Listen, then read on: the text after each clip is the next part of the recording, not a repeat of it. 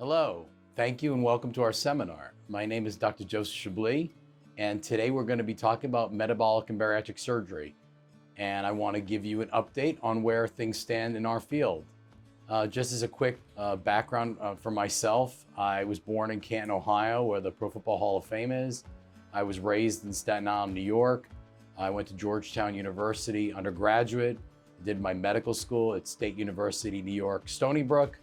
I completed my residency at Georgetown University Hospital, and I became a bariatric surgeon about 20 years ago.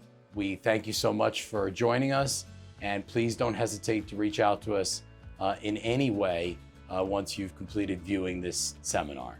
So we'll go ahead and get started. Our various hospital affiliations allow us the following accreditations. These accreditations are critical for the patient in terms of having access to surgery. The accrediting bodies designate certain facilities for patients to be able to have their surgeries. And so we possess, through all our various relationships with different hospitals in which privileged, all of these insurance accreditations, which allow us to see patients across the board. The first thing is, how do we define being overweight and being obese? Obesity starts at a body mass index, and body mass index is a ratio of one's weight to one's height of 30 and higher.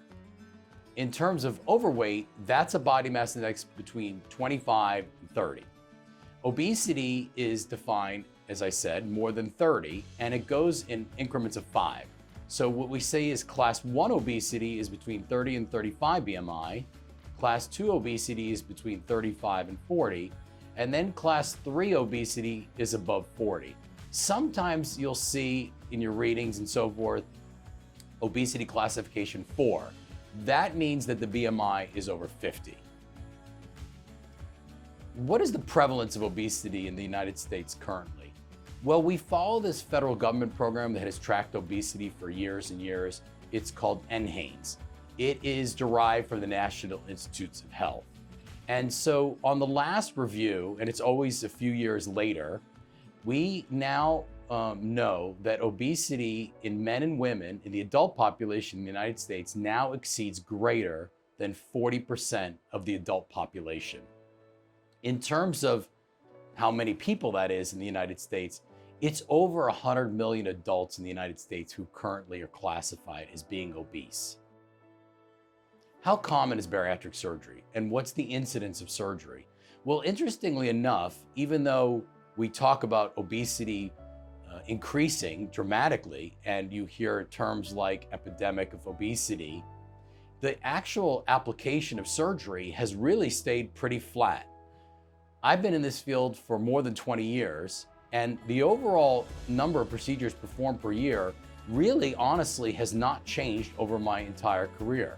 So despite the fact that we have a high prevalence of obesity and a tremendous number of patients who are obese with tremendous health-related problems, we have not been able to penetrate this problem of patients having access to surgery or accessing surgery if they have a benefit. Currently in the United States, somewhere between 250 and 350,000 surgeries are performed annually. And as I said, it can vary a little bit, but that number has been pretty static for many, many years. And fundamentally, the biggest issue is the ability for patients to have access to surgery. And that can be any number of issues that present themselves. Now, to give you an idea of what's performed in the United States, and we'll talk about the surgery shortly, the most commonly performed surgery in the US and all over the world is the laparoscopic sleeve gastrectomy. And that's about 60% of surgeries. The next most common performed operation is the gastric bypass operation, and that's about 20%. The duodenal switch surgery has a low incidence of being performed, and that's about 1 or 2%. And then the remaining percentage is sort of a mixed bag of revision procedures and other types of interventions. But the overwhelming number of surgeries are either sleeve gastrectomies or gastric bypass, both in the US and worldwide. What are the indications for surgery? Well, believe it or not, we still follow this National Institute of Health, the NIH, criteria from 1991. To give you a sense of how long ago 1991 is, that's when I graduated college, and I'm not a young man. The NIH criteria define morbid obesity, in other words, obesity for surgery, as a body mass index more than 40, or a body mass index more than 35 with at least one major health-related problem. And that can be high blood pressure, or type 2 diabetes, or lipid problems, or other things we're going to be discussing today. We also want to see that patients are psychologically stable, that they've attempted a diet in the past and they haven't been successful. And the most important thing is that they're knowledgeable about surgery. And that's what today's about. We want to see that people are motivated and that they want to participate, in their journey, so to speak, and in their own health. So you see more and more as we've evolved in our field, and I mentioned over my 20 years, an evolution from talking about surgery as bariatric surgery, and now you see more and more this terminology of metabolic surgery or metabolic and bariatric surgery. That's why we changed the name of our practice years ago to reflect this interest in what we call metabolic surgery. So what does that mean? So the way I want to get you to understand what metabolic surgery is about is probably the most important thing that's happened in our field, probably that started in terms of messaging about 10, 15 years ago. It's the idea that at the time of surgery, there are certain important benefits. We call these hormonal benefits that occur.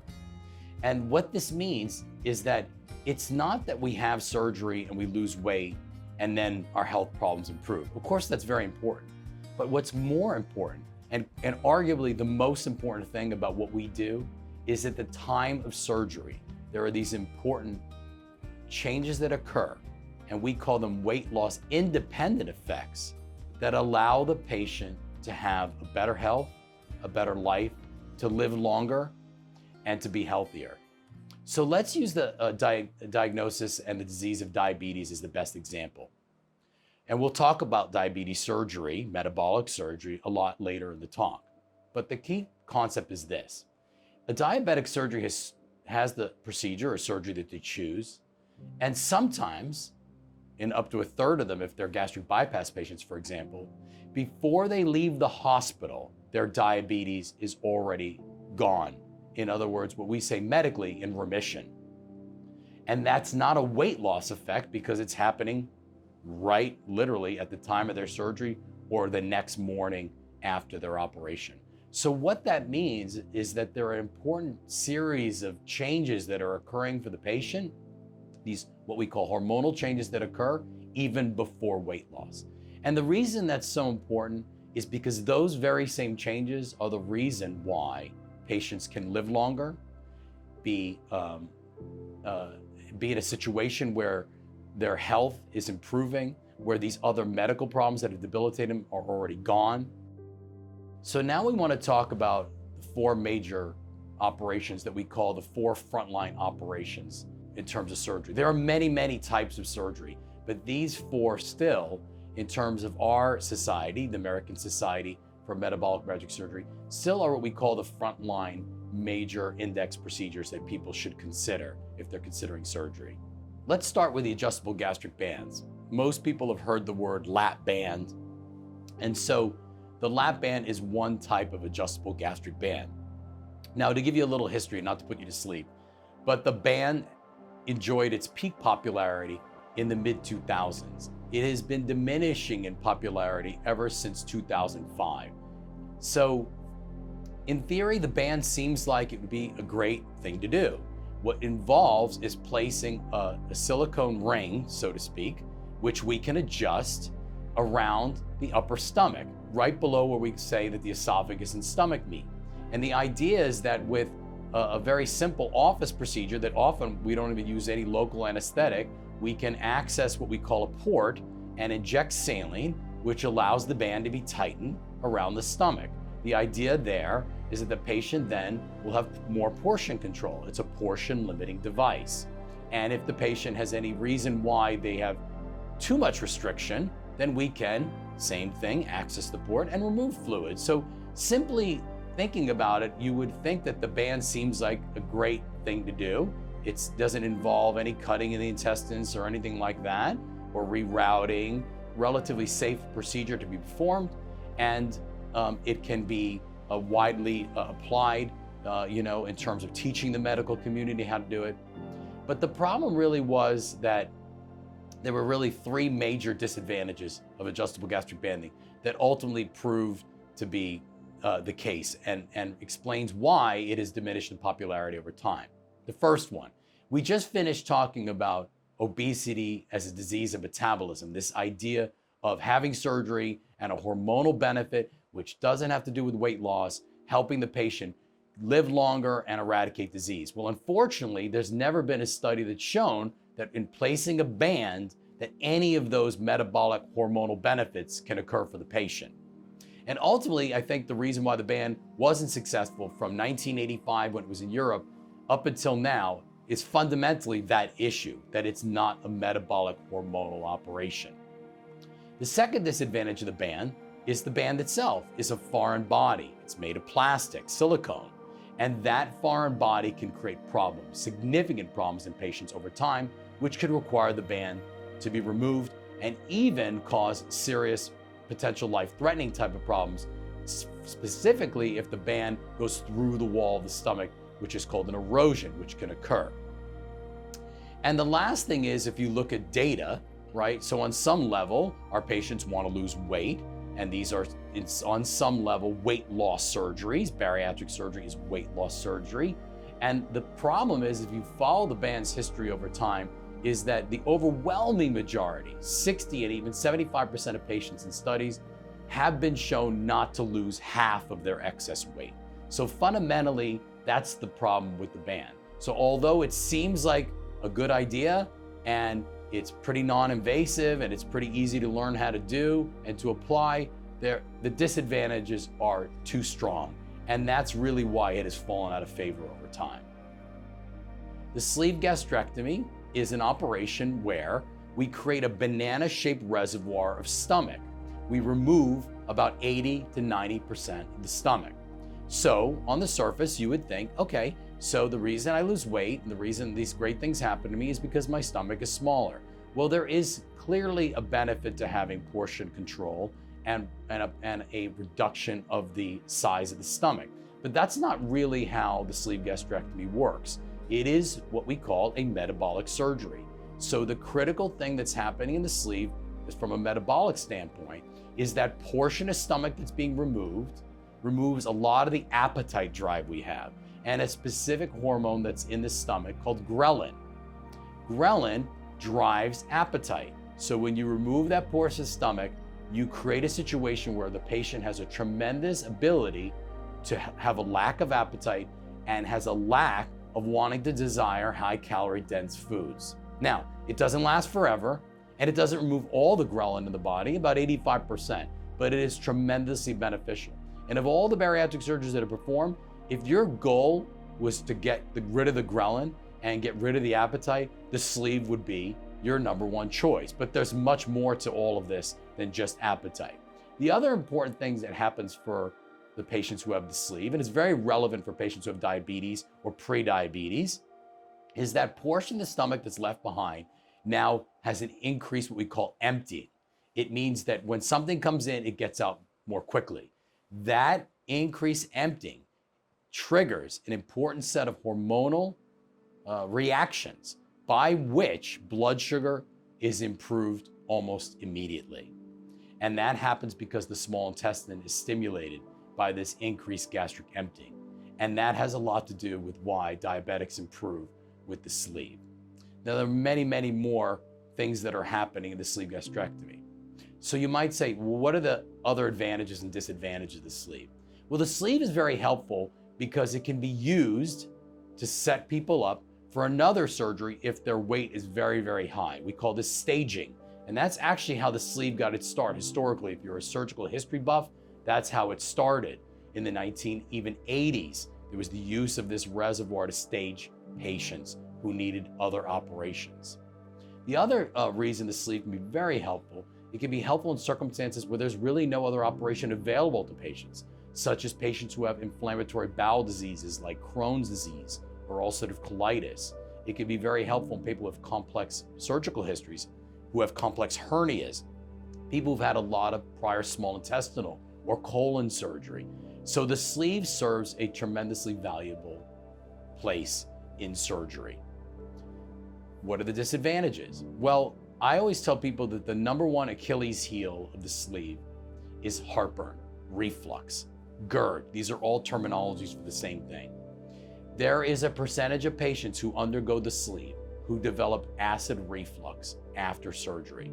It can be as high as 20 or 30% by 3 to 5 years after surgery. For some patients, it can be very hard to control. So the key thing really is we're meeting the patient for the first time. Who are the patients who have acid reflux and how significant is it? Because those patients are probably going to be better served with another operation such as gastric bypass. So that's a key important thing that we focus on. The next operation I want to talk to you about is the Roux-en-Y gastric bypass, otherwise known by people as gastric bypass surgery. So in gastric bypass surgery, in terms of mechanically what we're doing, is we're creating a small reservoir of the stomach. Now that stomach is about the size of my thumb. And then we do a small intestinal reconstruction to join the intestine to that thumb-sized reservoir. What happens in that operation, obviously, is that people, they do eat significantly less because the reservoir is much smaller. But again, there's so much more to the surgery than just the smaller stomach.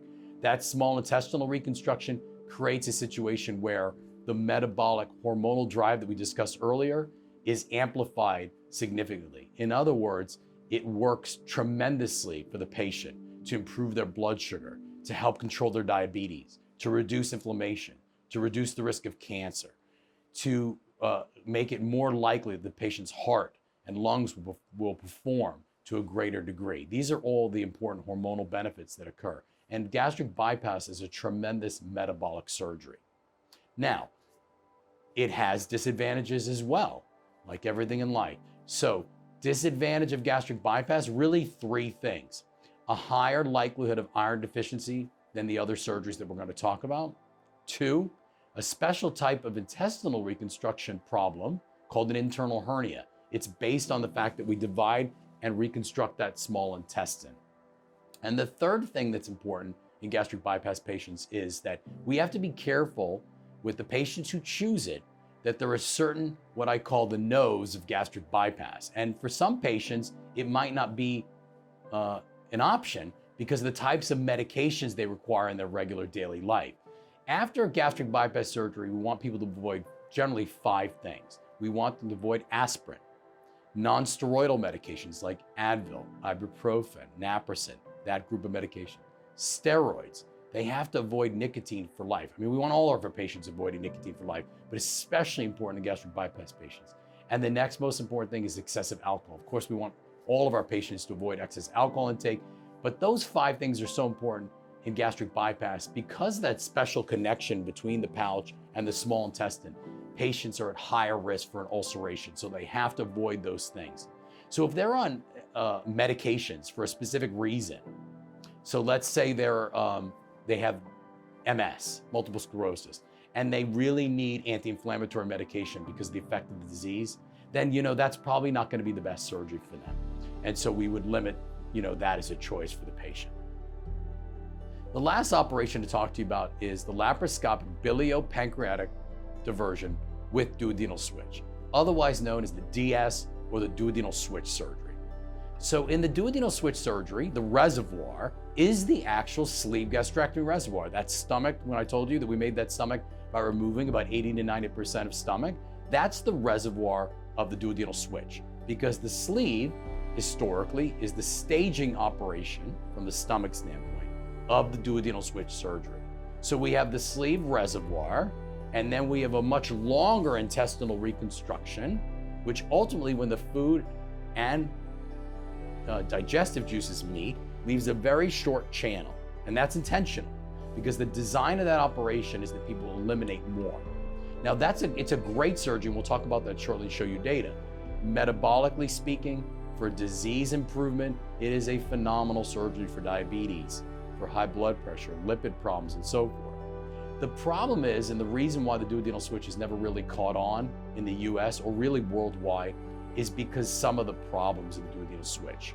Yes, it's a great weight loss surgery, and yes, like I said, it's great at eliminating medical problems, but patients can have a lot of elimination, meaning they can have frequent bowel movements, they can have foul-smelling gas, they can have a lot of protein malnutrition, and they can have real problems with vitamin deficiencies.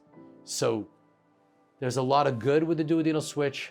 For the most part, there's a lot of managing problems. And as a result, it's never really gotten to be a terribly popular operation.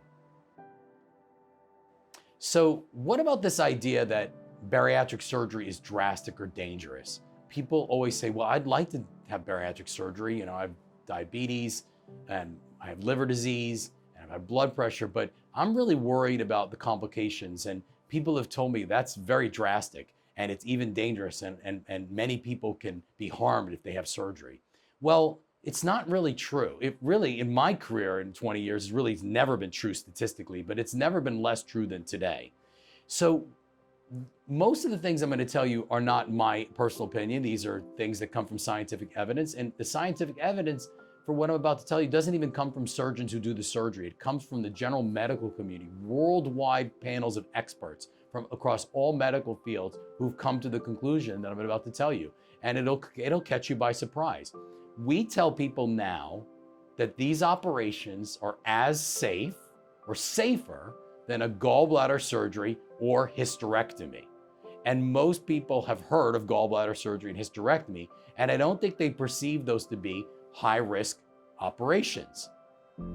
And that statement is a statement that was first made, believe it or not, in 2010 by the International Diabetes Federation in explaining the way that we should do a better job of offering surgery to patients, especially patients who are diabetic.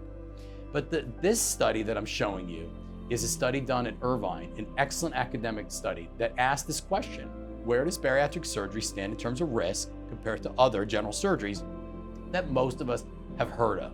And that includes anti-heartburn surgery, Nissens, appendectomy, gallbladder, ventral hernia, colon operations, and other general type surgeries. And then on this list, bariatric surgery has the lowest risk of risk to one's life as well as complications. Only appendectomy is considered to be safer. So how do we compare the surgeries that we've discussed? How do you decide what the right surgery is for you? So I always like to refer to the idea of scientific evidence and data, because I think data is the most powerful thing that we have to do in terms of medicine, especially objective data. So this is a study that was done not that long ago that looked at over 140,000 patients in our main metabolic and bariatric surgery quality database that compared the adjustable gastric band, the sleeve gastrectomy, the Roux-en-Y gastric bypass, and the duodenal switch surgery. In the following slide, the duodenal switch surgery is in the dark blue, the gastric bypass is in the olive, the light green is the sleeve, and the sky blue is the band. So what should a patient expect? And this is very important for our orthopedic colleagues now, because a lot of patients go see orthopedic surgeons, they need a total hip or a total knee, and the orthopedic surgeon needs to know, and so does the patient, how many body mass index points will I come down because my BMI in general needs to be below 40 before I have a total joint surgery. It's very important, obviously, in our area of Florida, where we have retirees and we have a lot of people who seek joint replacements. So people want to have an idea of what it is. In a duodenal switch surgery in a year, the average US patient will drop 20 points. In a gastric bypass, 15. In a sleeve, about 13. And in a band, about 5 to 7 points.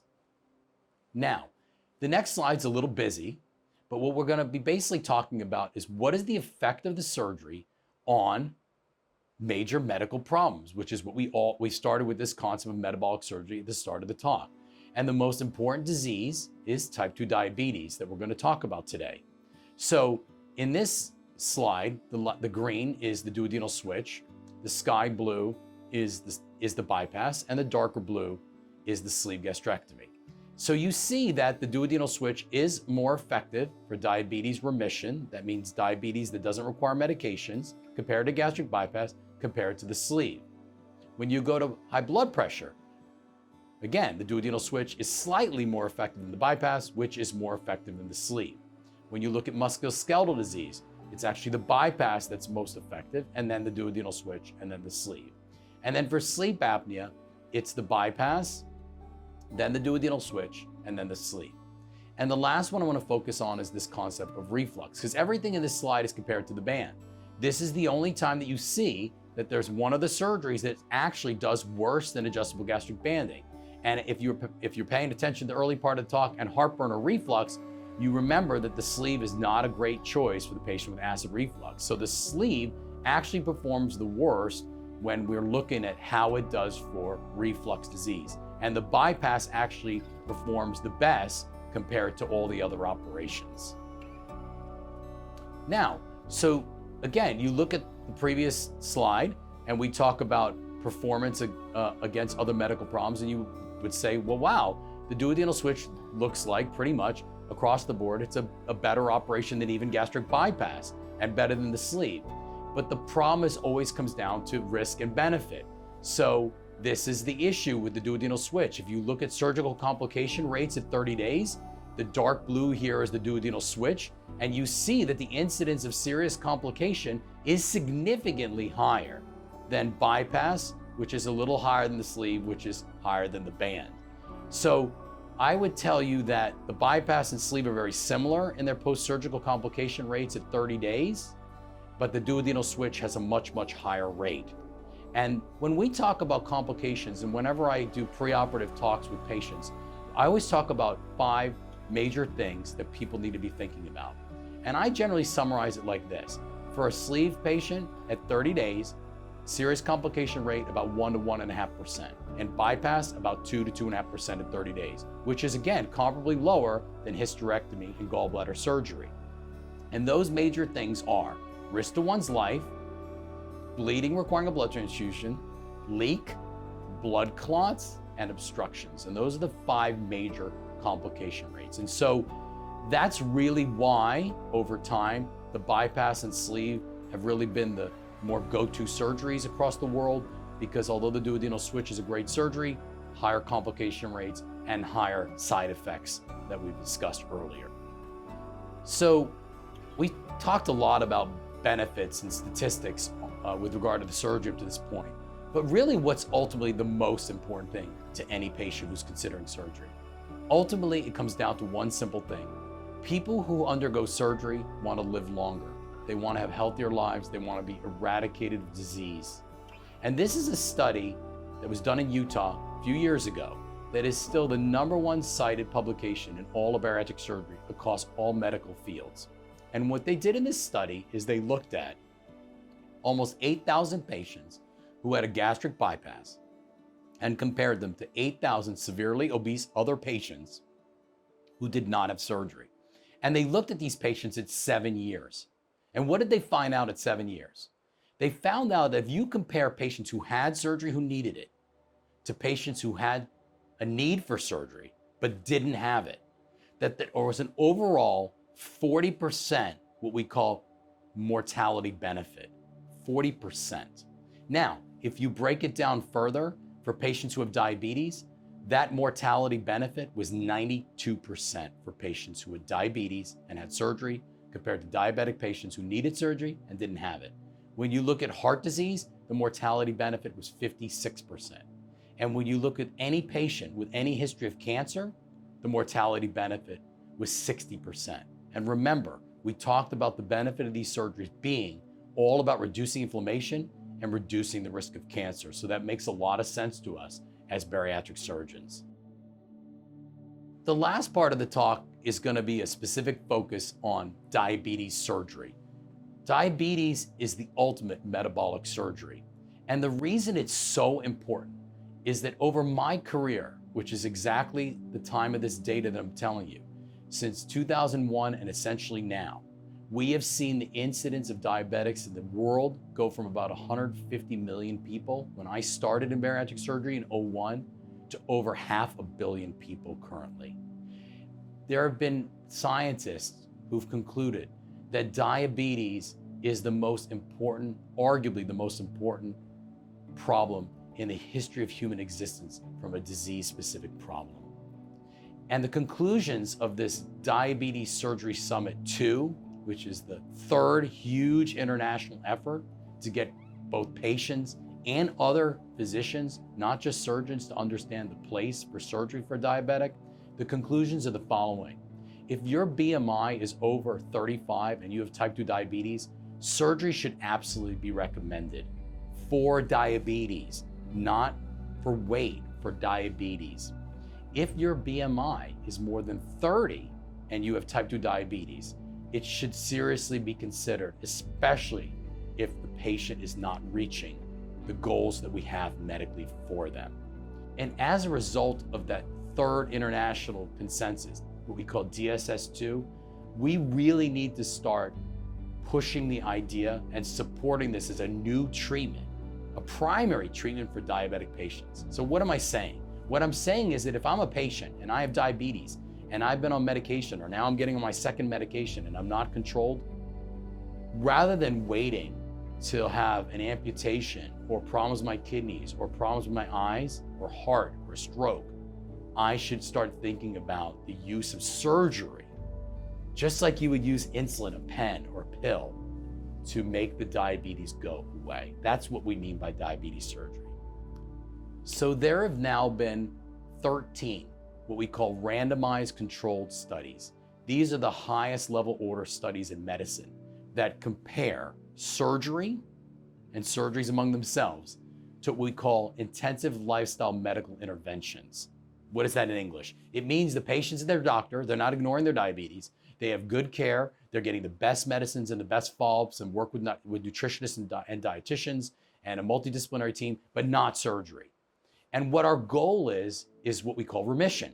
The idea of remission in diabetes is that a diabetic patient is not on any medications, and when we evaluate their key endpoint for their diabetes, what we call their hemoglobin A1C, is that without medication, we have that number under 6.5%.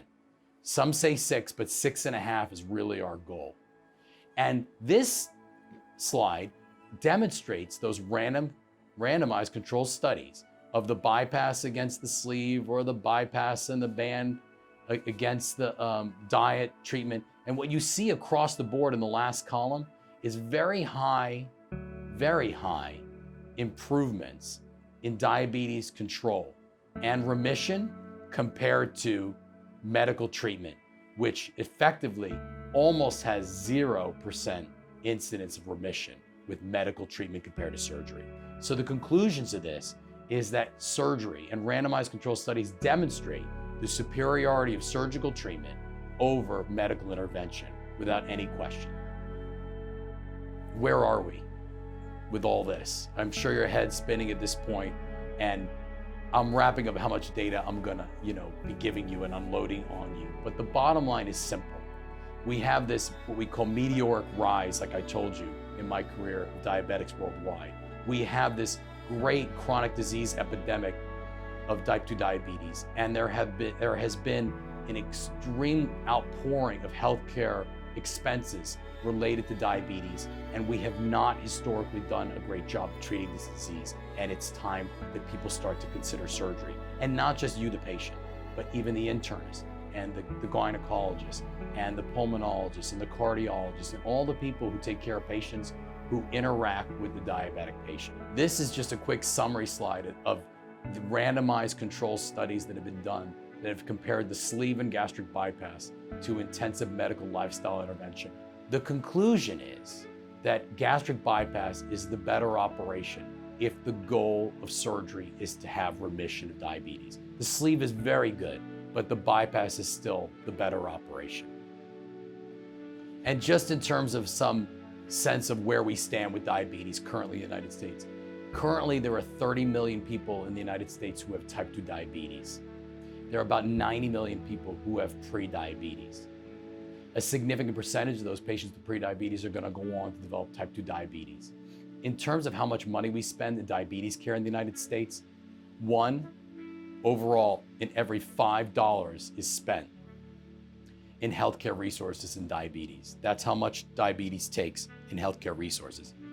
In Medicare dollars, it's 1 in every $3. So it's a tremendous societal problem of how we allocate healthcare resources and expenditures, which is extremely important. So this study shows how much costs have increased in diabetes.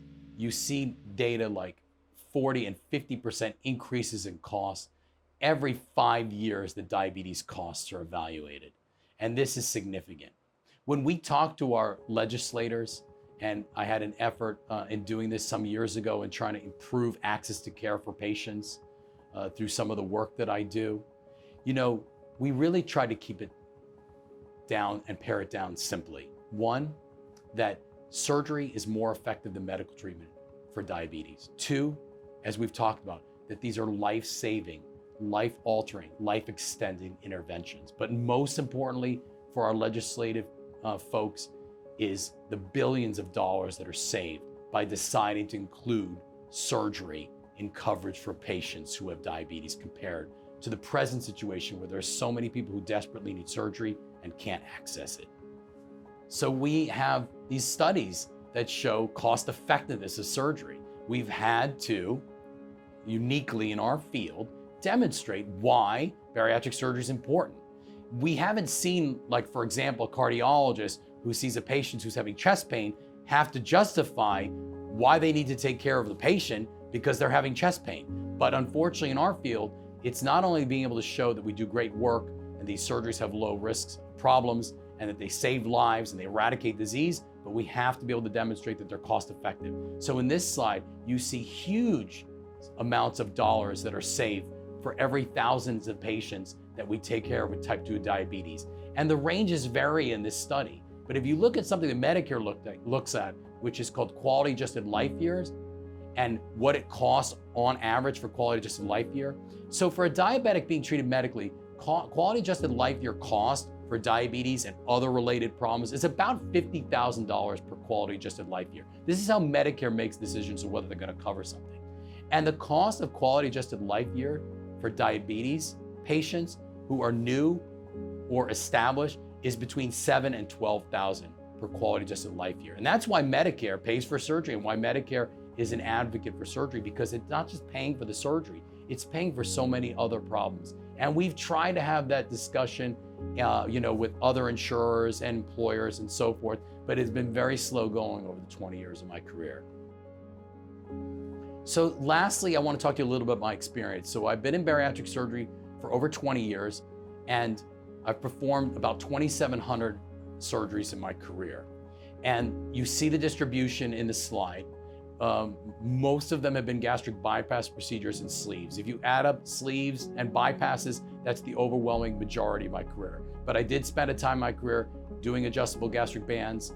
I was always an advocate for gastric bypass, but we did significant adjustable gastric banding as well.